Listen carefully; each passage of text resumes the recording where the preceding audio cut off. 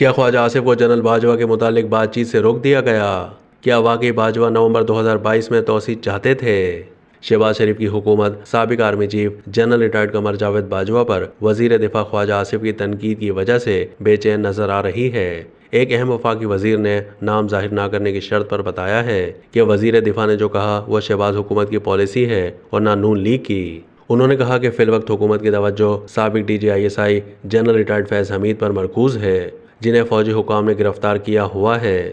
انہوں نے مزید کہا کہ جنرل باجوہ پر تنقید کے لیے حکومت کی کوئی پالیسی نہیں، جبکہ ہر کوئی اس بات پر توجہ مرکوز کیے ہوئے ہے کہ جنرل فیض نے کیا کچھ کیا ہے اور وہ کیسے آرمی ایکٹ کی خلاف ورزی کرتے ہوئے PTI کی قیادت کے ساتھ رابطوں میں رہے۔ تاہم وزیر نے میڈیا میں آنے والی ان خبروں کی تردید کی کہ میاں نواز شریف نے پارٹی رہنماؤں کو ہدایت کی ہے کہ وہ جنرل فیض کے بارے میں بات کرنے سے گریز کریں۔ انہوں نے کہا کہ نواز شریف نے ایسی کوئی ہدایت نہیں دی۔ اہم عہدے پر فائز نون لیگ کے ایک اور ذریعے نے بتایا کہ خواجہ آصف اب جنرل باجوہ کے بارے میں شاید اب بات نہیں کر سکیں۔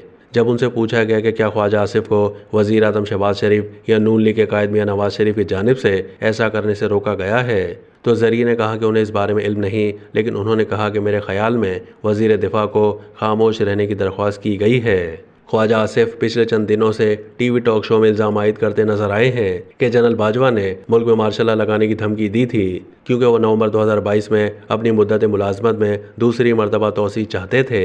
تاہم پنجاب اسمبلی کے اسپیکر ملک احمد خان نے اس بات کی تردید کی اور کہا کہ جنرل باجوہ نے توسیع نہیں مانگی تھی۔